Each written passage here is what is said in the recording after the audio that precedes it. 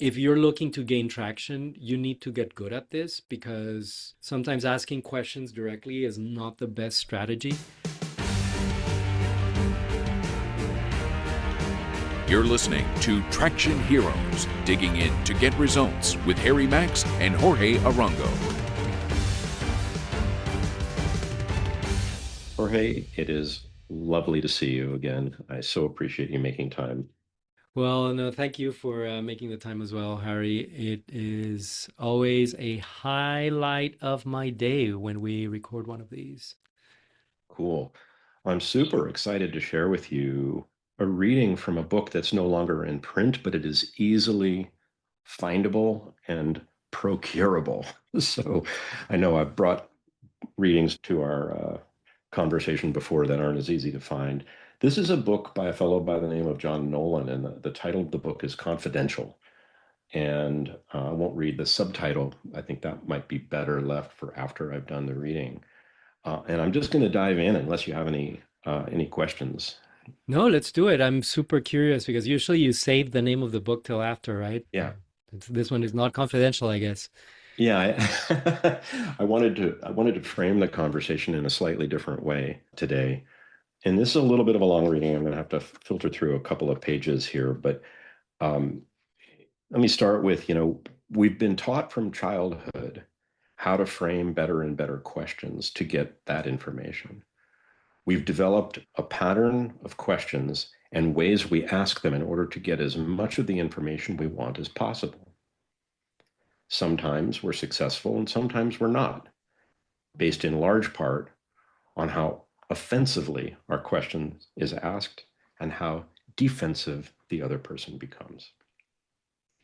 If we stop to think about it, almost everyone has a need to get information in today's world. Often that information is in the hands and minds of people who, for a variety of reasons, aren't always the most cooperative. Sometimes the people with the information are what the psychological and psychiatric community refer to as quote unquote resistant patients. The more resistant the client or patient, and therefore the less effective the intervention, the greater the chance that the response will be defensive, misleading, and untruthful. If we're limited to one or two sets of skills, our chances of collecting the information decreases significantly. The most common styles of obtaining information are interrogation and interviewing. Both styles are question-based. The less elegant the question, the greater degree of suspicion, uncooperativeness, and downright dismissal. These are separate and distinct from elicitation.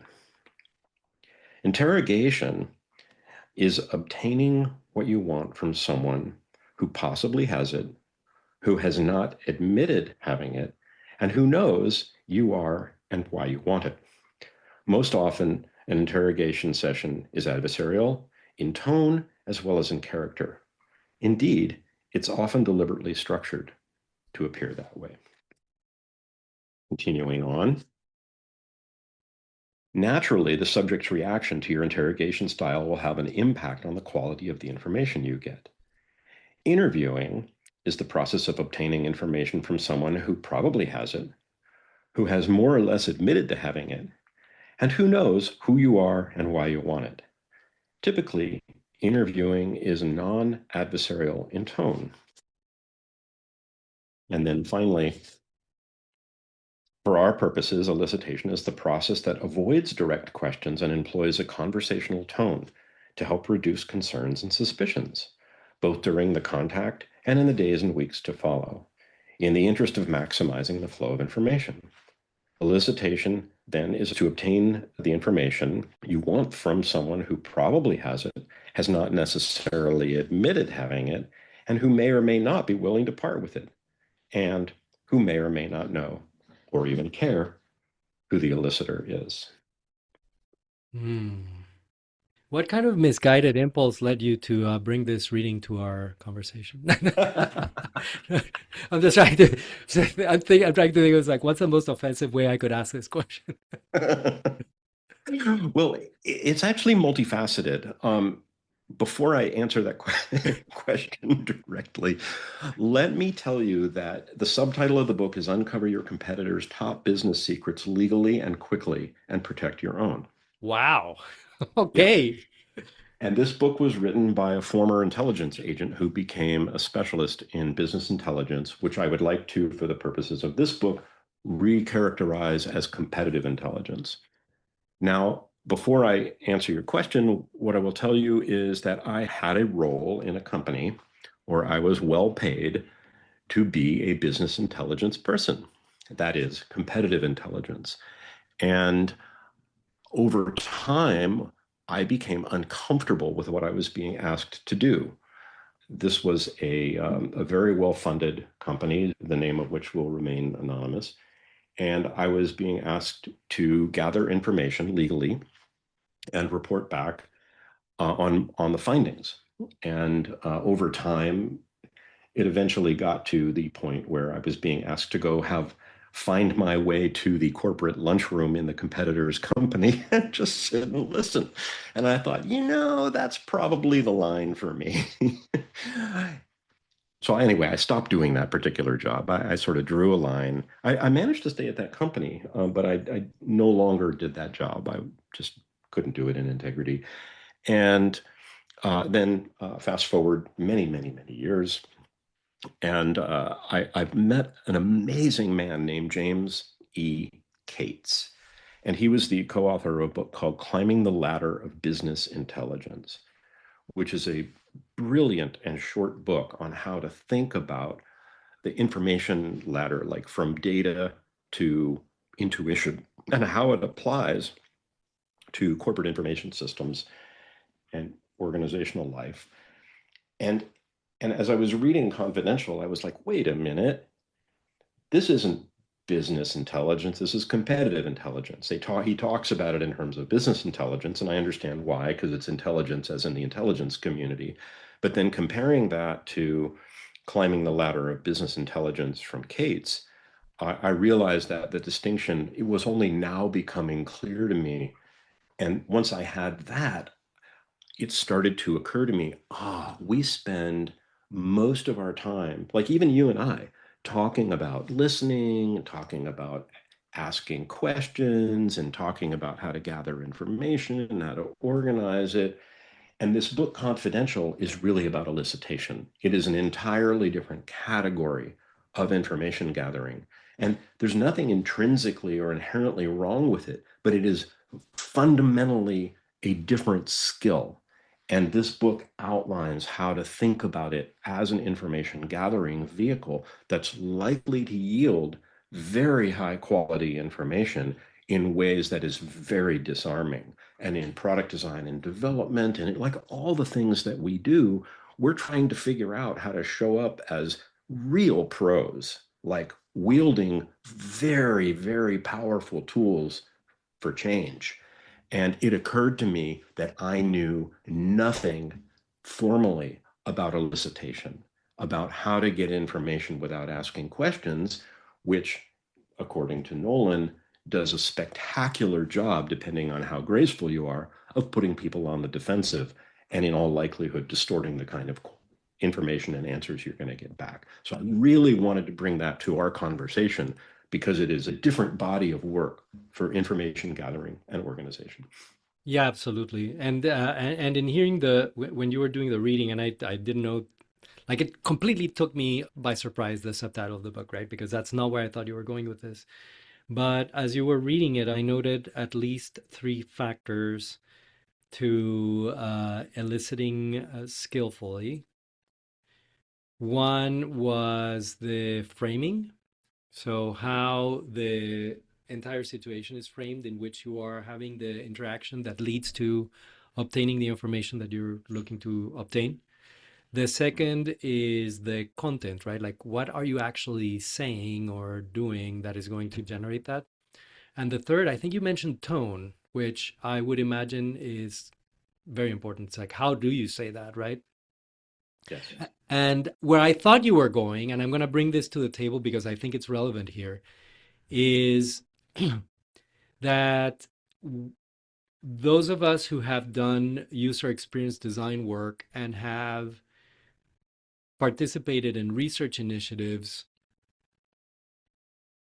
we quickly run into the reality that there are things that you cannot ask people because they either can't articulate their ideas in the way that you need them to. They are not aware of what they think about a thing. They might be looking to please you as an interviewer as opposed to telling you what they really feel, right? So, this notion of elicitation is something that researchers in that space need to do. Yes. And I remember a project that I worked on many years ago, and I'm not going to give you specifics about what this project was about, just talk in generalities as they apply here. But we were trying to learn the mental model of customers about a particular subject domain, right? So Mm-hmm. the thing that our client worked on, we wanted to learn how their clients thought about particular issues about that space. And it was an emergent technology. So it was the kind of thing that where you couldn't really ask people what they thought about it, or rather you could ask it, but the responses that you would get in return would not be very helpful.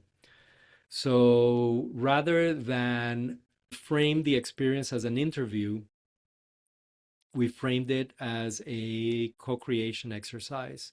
It's like we're going to design something together. And that was the framing. And what we are going to design together is the settings screen for this thing that we're making. So the part of the system where you go in and tweak the settings, right? And then as far as the tone goes, that's obviously related to the framing. You know, if you're going to be co-creating rather than interviewing, you're in some ways flattening the hierarchy between interviewer and Mm-hmm. subject, right? It's like Yeah. we're both going to be drawing here. I just want to see what you come up with and then what I come up with. Right. And the intent there wasn't we weren't hoping to get designs. We weren't hoping that the person that we were working with was going to actually help us design the setting screen. That was not the goal. The goal was to get from them how they thought this thing was structured. Like, what's their Mm-hmm. mental model of how this thing is structured? A setting screen is where you often tweak the things that make the system work for you, right? Mm-hmm. So this was a vehicle through which we would get at that information kind of indirectly. And I don't know if that's what you mean by elicitation, but that's what came to mind, that example. Right. And that is a very specific strategy for elicitation, right? It isn't one that I've read about in this particular book so far, but it absolutely fits the definition of an elicitation strategy.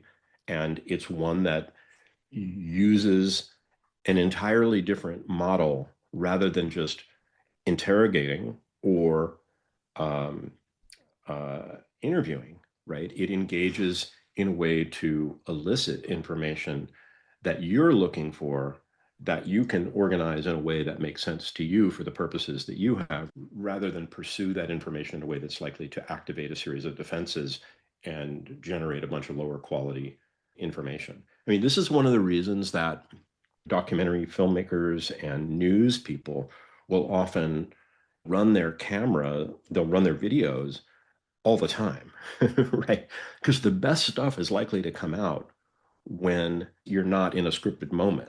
And it's not about sitting down with somebody and saying, so, tell me about the, X, Y, and Z. It's about the before and the after, which um, in some of the communications work that I did early on, I learned is kind of something that's characterized as out of band communication, right? The in band communication is the stuff that's inside what people think they're talking about. And the out of band communication is the stuff that's off to the side. Like an out of band communication might be an offhanded comment as somebody walks away. A hot mic situation is an out of band moment, right? And so this book is really about how to think about elicitation techniques and strategies for the purposes of any application. It's really framed here in the context of competitive intelligence and business intelligence, if you will. But I brought it to our conversation because it is so deeply relevant to the work we do.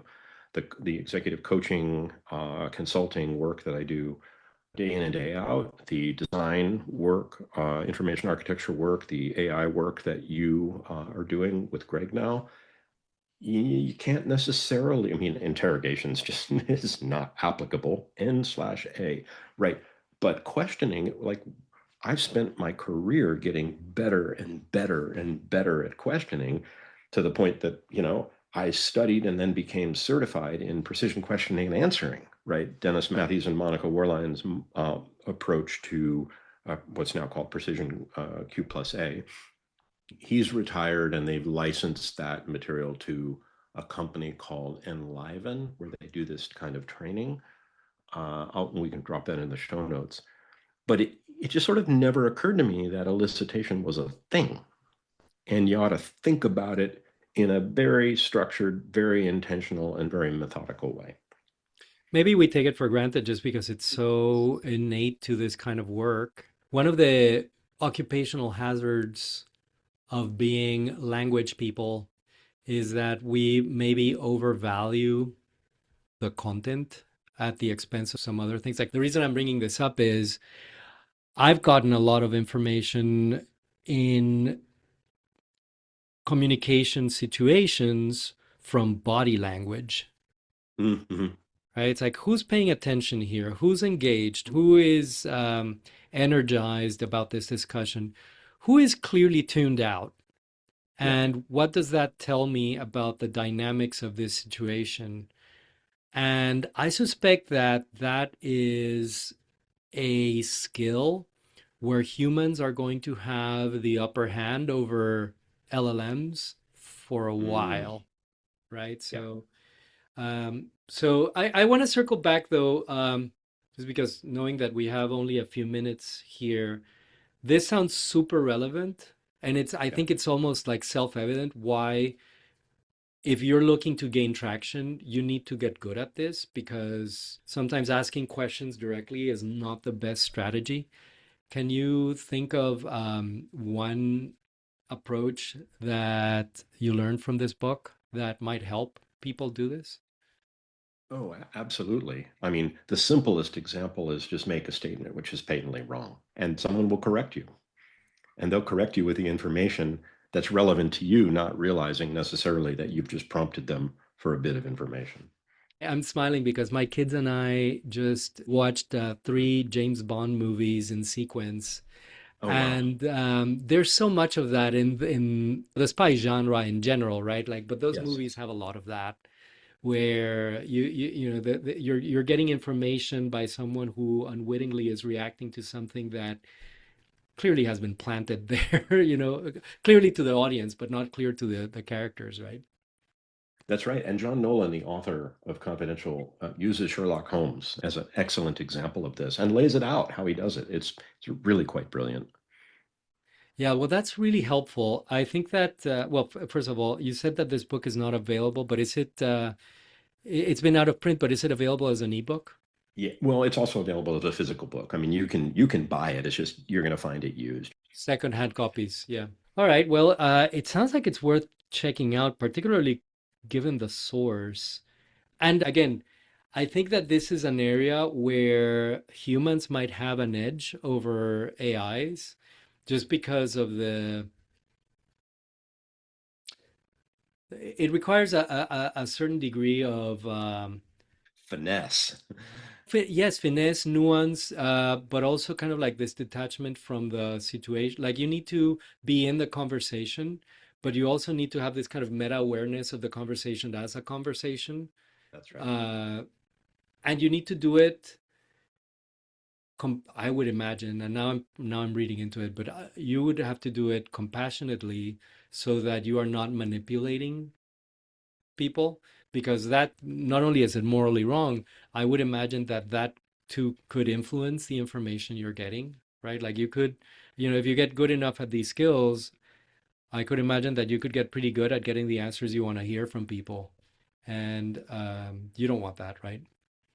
Well, and versa versa. I'll reread the subtitle: Uncover your competitors' top business secrets legally and quickly, and protect your own. Because once you understand these techniques, it puts you in a stronger position of having choice and selecting among options that are going to be more beneficial to you. That sounds like an important life skill to develop. Thank you for bringing that to our conversations, Aaron. I love the conversation. Thank you so much. I was really excited about this one, and I'm glad you connected with me. Thank you for listening to Traction Heroes with Harry Max and Jorge Arango. Check out the show notes at tractionheroes.com. And if you enjoyed the show, please leave us a rating in Apple's Podcasts app. Thanks.